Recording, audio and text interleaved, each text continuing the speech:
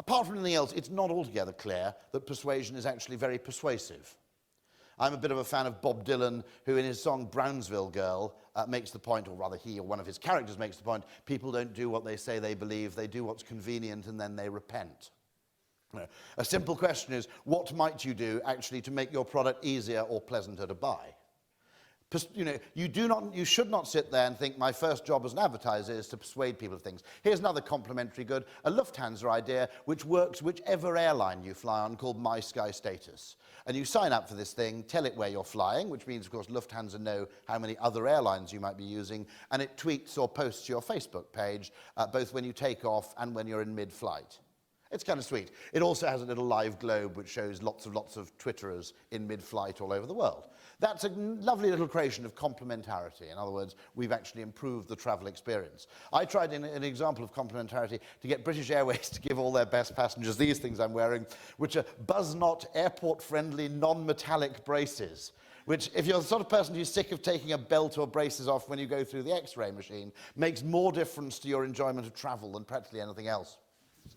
Now, I'll skip very, very quickly the brilliance. I'll skip that as well, because we only have so much time.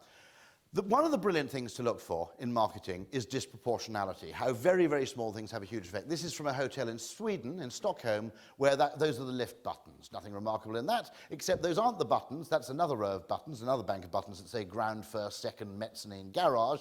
This row of buttons in the lift in a pretty cool hotel in Stockholm says garage, funk, rhythm and blues, country, rock and roll. You choose your lift music.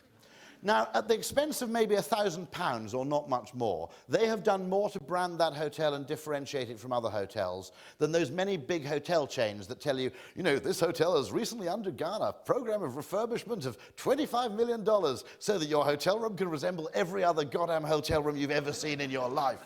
This is Virgin Atlantic, where the little salt and pepper things on upper class, you think, oh, I might steal those, they're quite cute. And you pick them up, and embossed on the underside, it says, pinched from Virgin Atlantic upper class.